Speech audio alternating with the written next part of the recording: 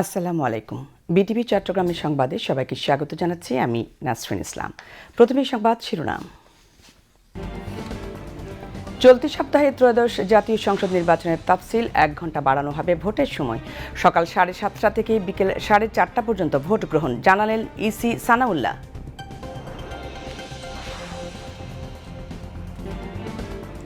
বেগম খালেদা জিয়ার বিদেশে উন্নত চিকিৎসার বিষয়টি নির্ভর করছে মেডিকেল বোর্ডের চূড়ান্ত সিদ্ধান্তের উপর, জানালেন ডাক্তার AZM জাহিদ হোসেন।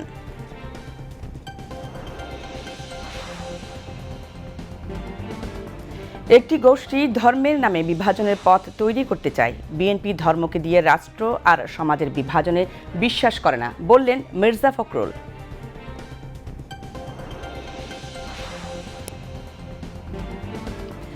জুলাই গণঅভ্যুত্থানে শহীদ 114 জনের পরিচয় শনাক্তে ডিএনএ পরীক্ষার জন্য রাজধানীর রায়ের বাজার কবরস্থান থেকে মরদেহ উত্তোলন শুরু।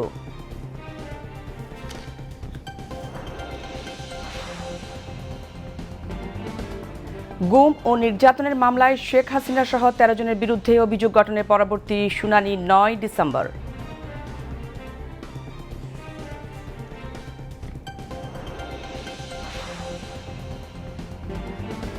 সীমিত পরিসরে পেঁয়াজ আমদানির অনুমতি, প্রতিদিন আমদানি হবে 1,500 টন পেঁয়াজ।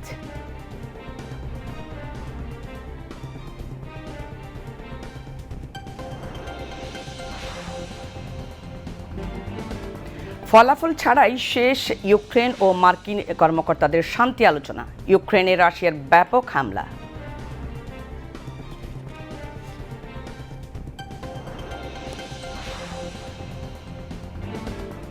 এবং ভ্যানকুভার হোয়াইটক্যাপসকে 3-1 গোলে হারিয়ে MLS কাপে চ্যাম্পিয়ন মেসির ইন্টার মায়ামি।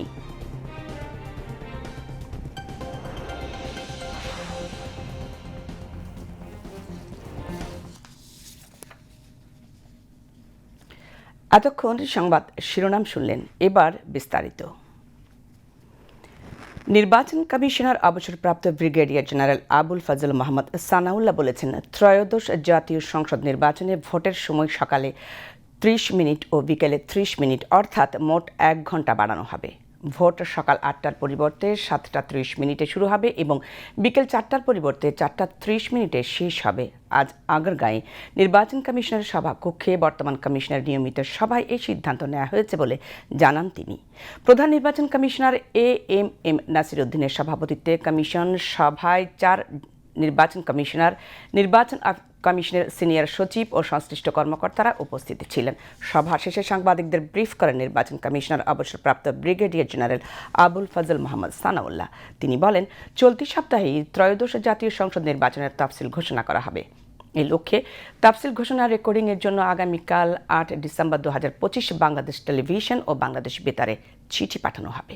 তিনি বলেন, ভোট গ্রহণ করার লক্ষ্যে যেসব কক্ষে স্থান সংকলন হবে সেসব কক্ষে একাধিক গোপন কক্ষ থাকবে, কিন্তু সেখানে আর বুথ করার জায়গা নেই, সেখানে একটা আলাদা বুথ করা হবে। সাথে দেখা করব পুরা কমিশন। প্রধান নির্বাচন কমিশনারের বক্তব্য রেকর্ড করার জন্য বাংলাদেশ বেতার এবং বাংলাদেশ টেলিভিশনের কাছে আগামীকালকে পত্র প্রেরণ করা হবে। আমাদেরকে যেহেতু দুটো নির্বাচন একসাথে অনুষ্ঠান করতে হচ্ছে, জাতীয় সংসদ নির্বাচন এবং গণভোট, এটা সময় ম্যানেজমেন্টে নিয়ে আপনারা জানেন আমরা একটা মক ভোটিং করেছিলাম, সেইটার অভিজ্ঞতা প্লাস মাঠ পর্যায়ে যারা ইতোপূর্বে ভোট অনুষ্ঠান করেছেন তাদের অভিজ্ঞতা বিবেচনায় নিয়ে কয়েকটা সিদ্ধান্ত গ্রহণ করা হয়েছে। 1 নম্বর হচ্ছে, যে সকল কক্ষে স্থান সংকুলন হবে সে সকল কক্ষে একাধিক আপনার মার্কিং প্লেস অর্থাৎ সিক্রেট বুথ, যেখানে ভোটার ছাপ দেন সেই সিক্রেট বুথ স্থাপন করা হবে।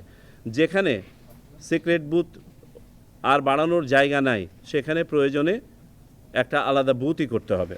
আমরা ভোটের সময় 1 ঘণ্টা বাড়ানোর সিদ্ধান্ত নিয়েছি, সকালে আধা ঘণ্টা এবং বিকেলে আধা ঘণ্টা, অর্থাৎ এখন ভোট শুরু হবে সকাল 7:30টায় এবং চলবে বিকাল 4:30 পর্যন্ত। গণভোট সংক্রান্ত প্রচারণা, যেটার সাথে সরকার একটা ব্যাপক প্রোগ্রাম হাতে নিচ্ছেন, নির্বাচন কমিশনও এতে সহযোগিতা করবে। তদুপরি গণভোটের প্রশ্নটা যাতে সহজে ভোটাররা আপনার কক্ষে প্রবেশের আগেই জেনে যান, এই জন্য প্রত্যেকটা কেন্দ্রে এই ব্যালটটা বড় আকারে ছাপিয়ে ভোটের লাইনের সামনে ঝুলানো থাকবে। আমাদের দুই ধরনের পোস্টাল ব্যালট আছে, দেশের ভিতর থেকে এবং দেশের বাইরে থেকে। দেশের বাইরের ব্যালটগুলো আমরা আগামী কালকে থেকে ছাপানোর কাজ শুরু করছি। আগামী পরশু দিন থেকে এটা বিদেশে প্রেরণের কাজ শুরু হবে। দেশের ভিতরের যে পোস্টাল ব্যালটগুলো আছে সেইগুলোর আমরা নিবন্ধন কাজ শুরু করব যেদিন তফসিল ঘোষণা হবে সেদিন থেকে, এবং চলবে 15 দিন ব্যাপী। বিএনপি চেয়ারপারসন ও সাবেক প্রধানমন্ত্রী বেগম খালেদা জিয়ার বিদেশে উন্নত চিকিৎসার বিষয়টি এখন নির্ভর করছে তাঁর চিকিৎসায় নিয়োজিত মেডিকেল বোর্ডের চূড়ান্ত সিদ্ধান্তের উপর। Board save to fly certify করলেই খালেদা জিয়াকে দ্রুততম সময়ে লন্ডনে নেয়ার প্রস্তুতি রয়েছে বলে জানিয়েছেন তার ব্যক্তিগত চিকিৎসক ডাক্তার AZM জাহিদ হোসেন। গতকাল রাজধানীর এভার কেয়ার হাসপাতালের সামনে সাংবাদিকদের সঙ্গে আলাপকালে এইসব কথা বলেন তিনি। ডাক্তার জাহিদ বলেন, নিরাপত্তা ও চিকিৎসা দুটো দিকে সর্বোচ্চ অগ্রাধিকার দেওয়া হচ্ছে। এই সময় তিনি সোশ্যাল মিডিয়ায় খালেদা জিয়ার শারীরিক অবস্থা নিয়ে গুজব না ছড়ানোর আহ্বান জানান। বিস্তারিত মাহমুদুল হাসানের প্রতিবেদনে। রাজধানীর এভার কেয়ার হাসপাতালে চিকিৎসাধীন বিএনপি চেয়ারপারসন বেগম খালেদা জিয়া সুস্থ আছে বলে জানিয়েছেন তার ব্যক্তিগত চিকিৎসক ডাক্তার AZM জাহিদ হোসেন। তিনি এভার কেয়ার হাসপাতালের সামনে সংবাদ সম্মেলনে একথা বলেন। ডাক্তার জাহিদ বলেন, এয়ার অ্যাম্বুলেন্স প্রস্তুত আছে, তবে বেগম খালেদা জিয়ার বিদেশে চিকিৎসার জন্য নিয়ে যাওয়ার বিষয়টি নির্ভর করছে এখন তো তার শারীরিক অবস্থার উপর।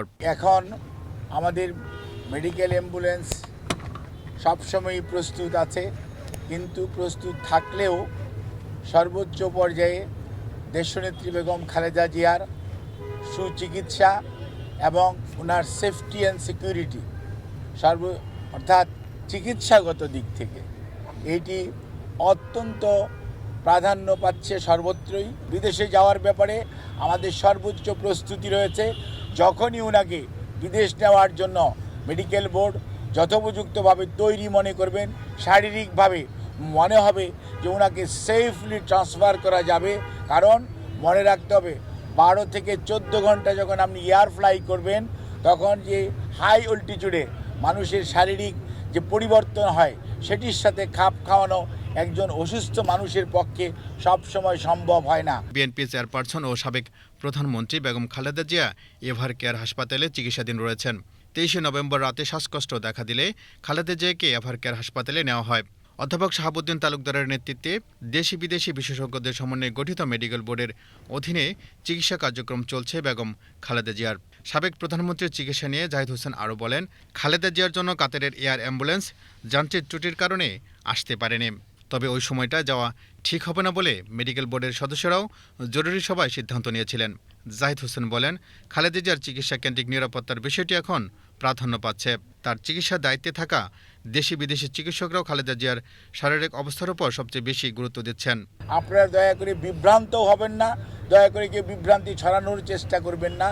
সর্বোচ্চ পর্যায়ে কাতার গভর্নমেন্ট এবং আমাদের যে অন্তর্বর্তীকালীন সরকার সর্বোচ্চ পর্যায়ে সহযোগিতা আমাদেরকে করছেন, এবং তারা ওনাদের বিদেশে নেওয়ার ব্যাপারে ওনাদের যে সহযোগিতা অব্যাহত রেখেছেন। দয়া করে দেশনেত্রীর এর প্রতি যদি আপনাদের শ্রদ্ধা এবং ভালোবাসার নিদর্শন স্বরূপ বিনীতভাবে অনুরোধ করব, আপনারা দয়া করে যে শোট ফ্যাক্ট এটার বাইরে কেউ গুজব ছড়িয়ে মানুষকে দয়া করে বিভ্রান্ত করবেন না।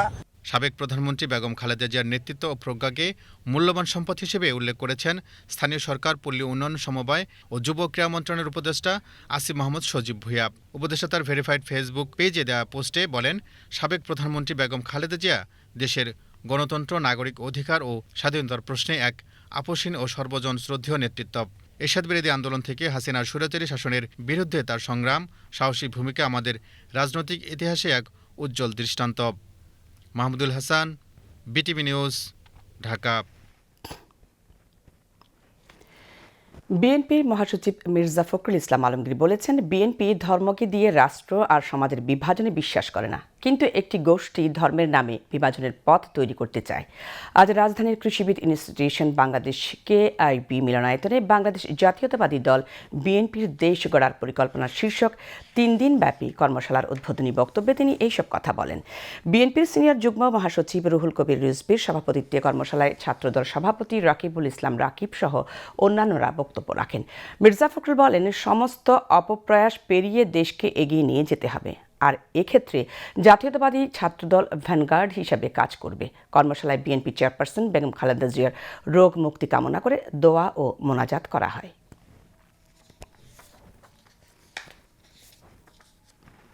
বাংলাদেশে একটা বড় বিভাজনের পথ তৈরি করার চেষ্টা চলছে। একটা গোষ্ঠী, একটা মহল ধর্মের নামে বাংলাদেশে একটা বিভাজনের পথ সৃষ্টি করতে চায়।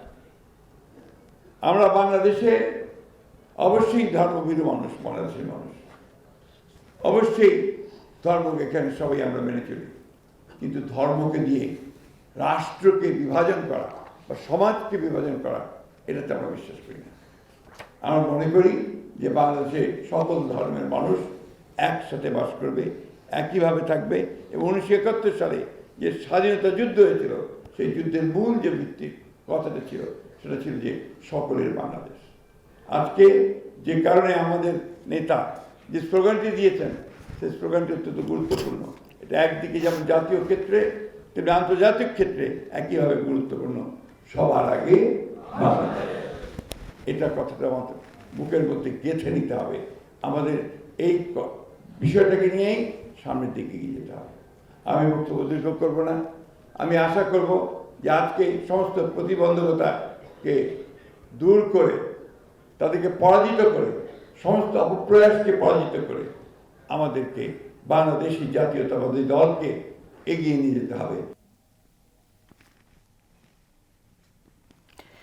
জুলাই গণঅভ্যুত্থানে শহীদ 114 জনের পরিচয় শনাক্ত করতে রাজধানীর রায়ের বাজার কবরস্থান থেকে লাশ উত্তোলন শুরু করেছে পুলিশের অপরাধ তদন্ত বিভাগ সিআইডি প্রধান অতিরিক্ত আইজিপি মোহাম্মদ সিবগাত উল্লাহ জানিয়েছেন, আন্তর্জাতিক প্রোটোকল মেনেই শহীদদের মরদেহ তোলা ও ডিএনএ স্যাম্পল নেওয়া হবে। তিনি আজ রাজধানীর রায়ের বাজারে জুলাই আন্দোলনে নিহত অজ্ঞাত শহীদদের মরদেহ শনাক্তের কার্যক্রম নিয়ে ব্রিফিংয়ে এ তথ্য জানান। তিনি বলেন, এই কবরস্থানে 114 এর বেশি মরদেহ রয়েছে বলে ধারণা করা হচ্ছে। ডিএনএ প্রোফাইলিংয়ের পর কারো পরিচয় শনাক্ত হলে পরিবার চাইলে মরদেহ হস্তান্তর করা হবে। গত 4 আগস্ট মোহাম্মদপুর থানার উপপরিদর্শক SI মাহিদুল ইসলামের আবেদনের পরিপ্রেক্ষিতে ঢাকার মুখ্য মহানগর হাকিম মোহাম্মদ মোস্তাফিজুর রহমান 114টি মরদেহ উত্তোলনের নির্দেশ দেন।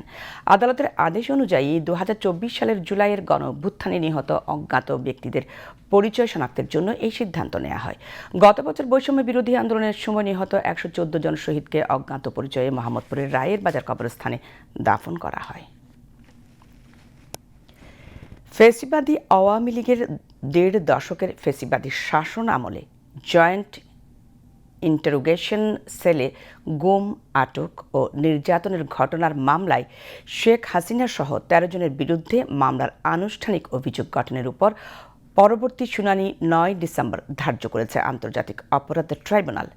বিচারপতি গোলাম মর্তুজা মজুমদারের নেতৃত্বাধীন 3 সদস্যের ট্রাইব্যুনাল 1A আজ প্রথম দিনের শুনানি শেষে এই তারিখ ধার্য করা হয়। এর আগে সেনানিবাসের অস্থায়ী কারাগার থেকে বিশেষ একটি প্রিজন ভ্যানে সকাল প্রায় 10টায় তাদেরকে ট্রাইব্যুনালে আনা হয়।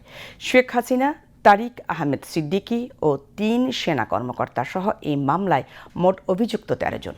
অভিযোগ গঠনের শুনানিতে 26 জন বাদীর গুমের ঘটনায় মোট 5টি অভিযোগের পটভূমি ট্রাইব্যুনালে তুলে ধরেন চিফ প্রসিকিউটর মোহাম্মদ তাজুল ইসলাম। এদিকে জুলাই গণ অভ্যুত্থানে কুষ্টিয়ায় সংঘটিত 6 হত্যা সহ মানবতা বিরোধী অপরাধের 8 অভিযোগের মামলায় হাসানুল হক ইনুর বিরুদ্ধে তৃতীয় দিনের সাক্ষ্য গ্রহণ চলছে।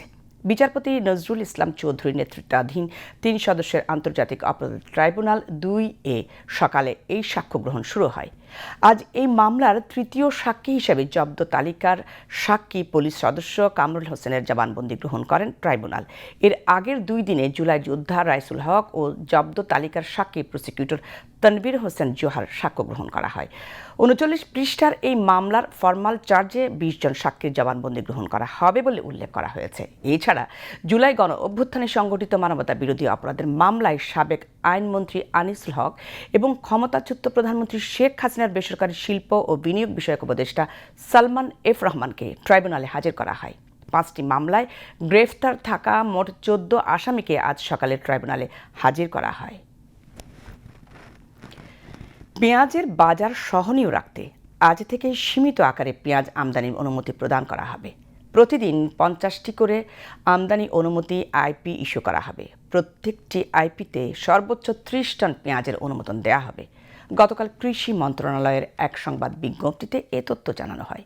এতে আরও বলা হয়, 1 আগস্ট থেকে অদ্যাবধি যে সকল আমদানিকারক রপ্তানি অনুমতির জন্য আবেদন করেছেন কেবল তারাই আবেদন পুনরায় দাখিল করতে পারবেন। একজন আমদানিকারক একবারের জন্য আবেদনের সুযোগ পাবেন। পুনরাদেশ না দেওয়া পর্যন্ত এই কার্যক্রম অব্যাহত থাকবে।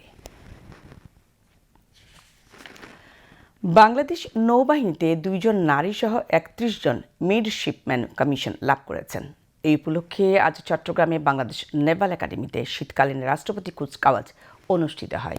নৌবাহিনী প্রধান অ্যাডমিরাল এম নাজমুল হাসান প্রধান অতিথি হিসেবে মনোজ্ঞ কুচকাওয়াজ পরিদর্শন ও সালাম গ্রহণ করেন।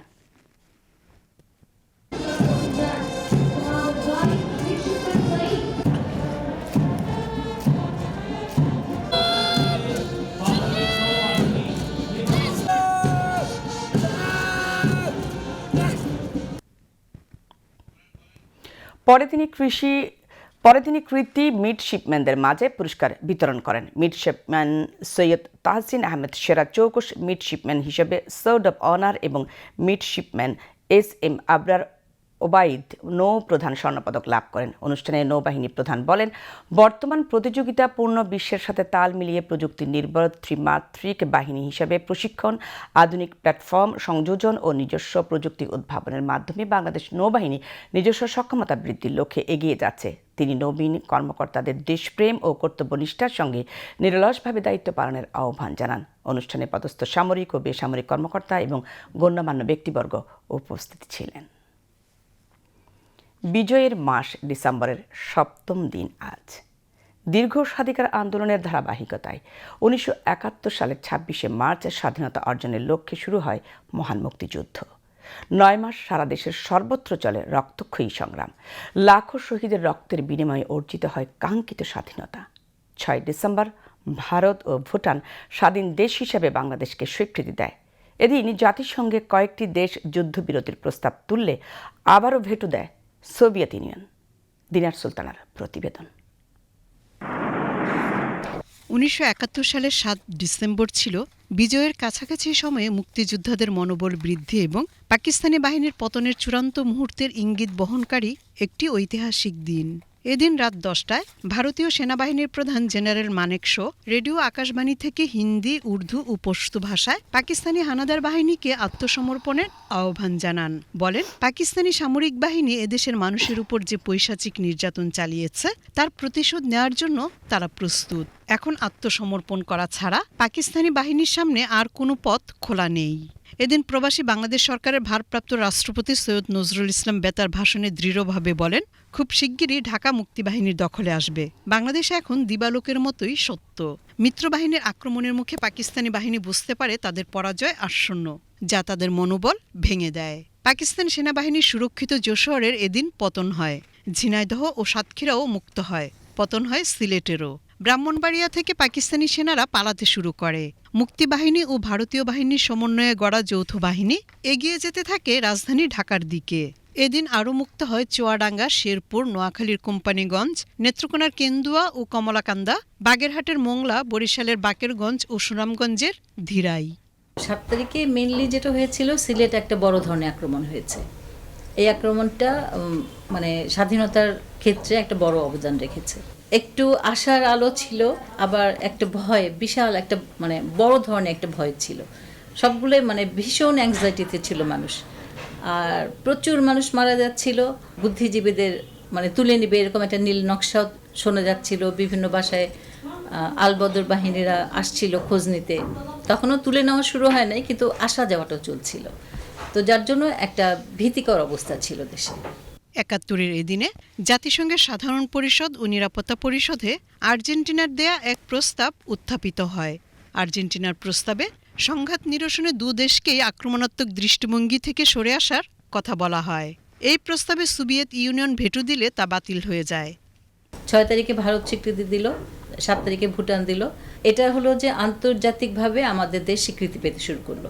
আন্তর্জাতিক মহলে ছিল আর্জেন্টিনা বলছিল যে 2 এলাকা থেকে 2 দেশের বর্ডার থেকে সৈন্য সরাতে হবে যদি সোভিয়েত ইউনিয়ন সেখানে ভেটো দেয়। এদিন দেশের বিভিন্ন স্থানে ওড়ানো হয় স্বাধীন বাংলাদেশের পতাকা।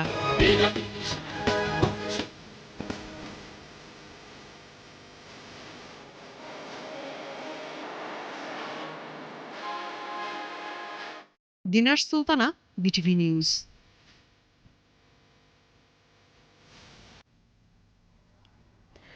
এবার আন্তর্জাতিক সংবাদ।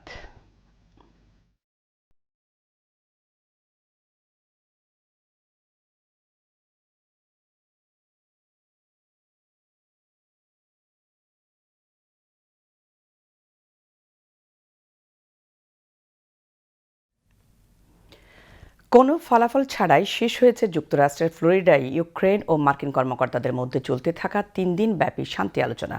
ফ্লোরিডায় শনিবারের আলোচনার দিনে ইউক্রেনের প্রেসিডেন্ট ভলোদিমির জেলেনস্কি জানিয়েছেন তাঁর সঙ্গে টেলিফোনে মার্কিন দূত স্টিভ উইটকফ ও জারেড কুশনারের গঠনমূলক কথা হয়েছে। তবে দুপক্ষই একটি বিষয়ে একমত, সত্যিকারের শান্তি প্রতিষ্ঠায় অর্থপূর্ণ অগ্রগতির জন্য মস্কোর ইচ্ছার উপর পুরো বিষয়টি নির্ভর করছে। এদিকে আলোচনার শেষ দিন শনিবার ইউক্রেনের বিভিন্ন শহর ও গুরুত্বপূর্ণ অবকাঠামো লক্ষ্য করে আকাশপথে বড় ধরনের হামলা চালিয়েছে রাশিয়া।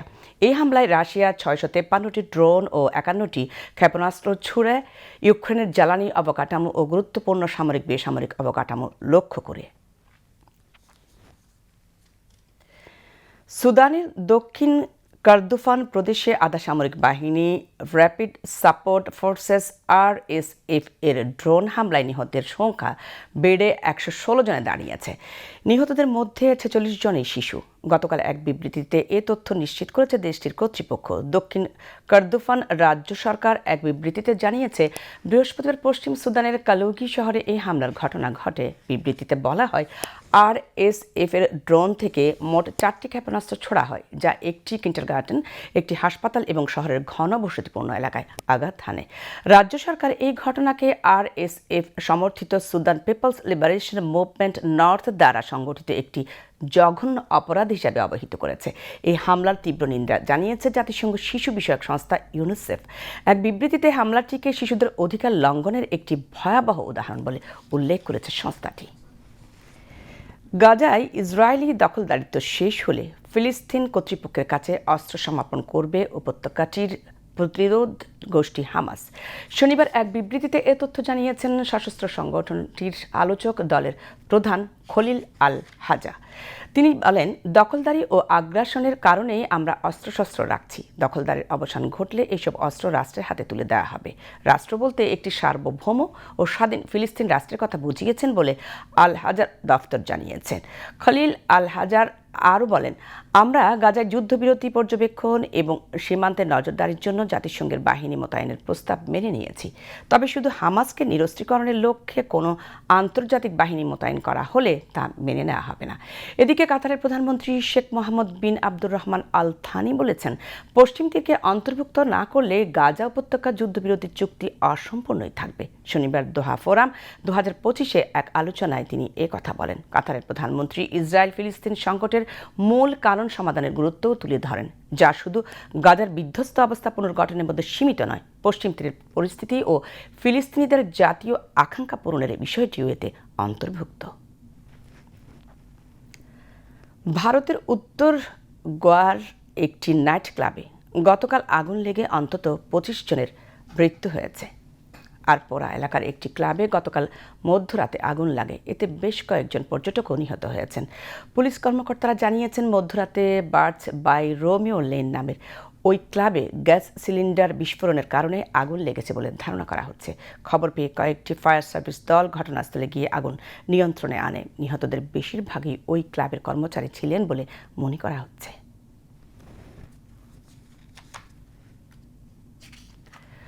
আবারও দেশের খবর।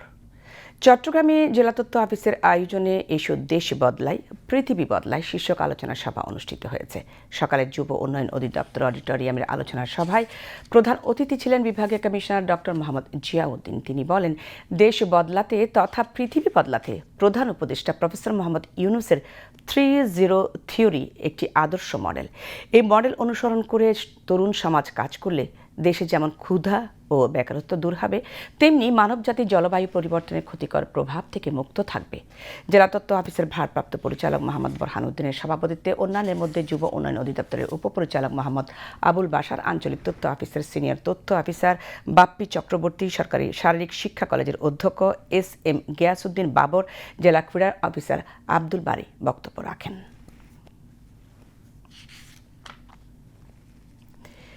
ফেনীর সোনাগাজী উপজেলায় জাতীয়তাবাদী কৃষক দলের ৪৫তম প্রতিষ্ঠা বার্ষিকী উপলক্ষে কৃষক সমাবেশ অনুষ্ঠিত হয়েছে। জেলা কৃষক দলের সভাপতি জসিমউদ্দিনের সভাপতিত্বে ও সাধারণ সম্পাদক শামসুদ্দিন খোকনের সঞ্চালনায় অনুষ্ঠানে প্রধান অতিথি ছিলেন কৃষক দলের চট্টগ্রাম বিভাগীয় সাংগঠনিক সম্পাদক অ্যাডভোকেট রবিউল হাসান পলাশ। অন্যান্যের মধ্যে সোনাগাজী উপজেলা বিএনপির আহ্বায়ক জয়নাল আবিদিন বাবলু, সদস্য সচিব সৈয়দ আলম ভূঁইয়া, পৌর বিএনপির আহ্বায়ক মঞ্জুর হোসেন বাবর, সদস্য সচিব নিজামুদ্দিন, মহিলা দলের নেত্রী জান্নাতুল ফেরদৌস মিতা বক্তব্য রাখেন। এই সময় বিএনপি চেয়ারপারসন ও সাবেক প্রধানমন্ত্রী বেগম খালেদা জিয়ার সুস্থতা কামনায় দোয়া ও মোনাজাত করা হয়।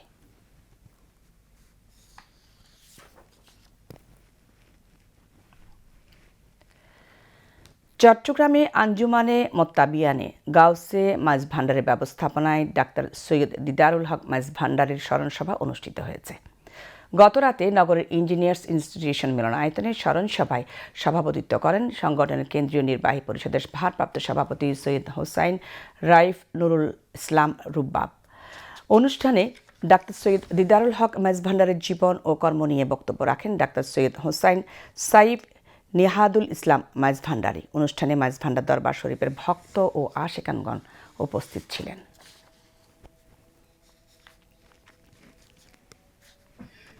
শেয়ার বাজারের খবর।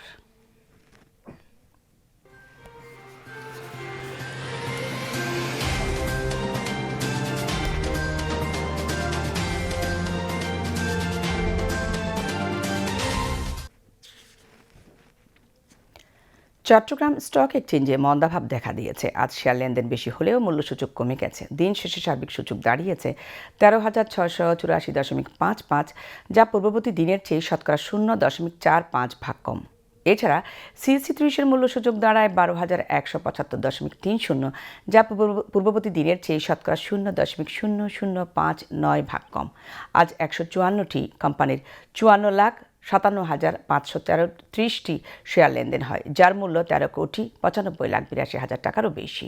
এর মধ্যে ৩৭টি কোম্পানির শেয়ার দাম বেড়েছে, ৯৯টির দাম কমেছে এবং ১৮টির দাম অপরিবর্তিত রয়েছে। এবার আবহাওয়ার খবর।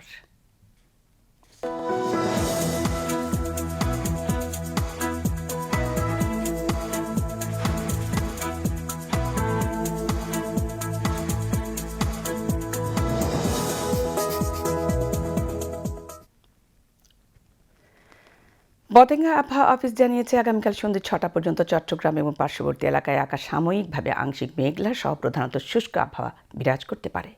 সেই সাথে ভোরের দিকে নদী অববাহিকা ও তৎসংলগ্ন এলাকায় কোথাও কোথাও হালকা কুয়াশা পড়তে পারে। রাত ও দিনের তাপমাত্রা প্রায় অপরিবর্তিত থাকতে পারে। পরবর্তী ২৪ ঘন্টায় আবহাওয়ার সামান্য পরিবর্তনের সম্ভাবনা রয়েছে। নগরীতে আজ সর্বোচ্চ তাপমাত্রা ছিল ২৭.৮ ডিগ্রি সেলসিয়াস, যা স্বাভাবিকের চেয়ে ০.৮ ডিগ্রি বেশি, এবং সর্বনিম্ন তাপমাত্রা ছিল ১৬.৫ ডিগ্রি সেলসিয়াস, যা স্বাভাবিকের চেয়ে ০.৯ ডিগ্রি বেশি। আগামীকাল চট্টগ্রামে সূর্যোদয় ৬টা ২০ মিনিটে এবং সূর্যাস্ত ৯টা ৫টা ৯ মিনিটে। এবার জানিয়ে দিচ্ছি কর্ণফুলী নদীতে আগামীকালের জোয়ার ভাটার সময়সূচি। ভাটা শুরু হবে রাত ২টা ৪৫ মিনিটে, জোয়ার সকাল ৯টা ৪২ মিনিটে, পরবর্তী ভাটা শুরু হবে বিকেল ৩টা ২১ মিনিটে এবং জোয়ার রাত ৯টা ৪২ মিনিটে।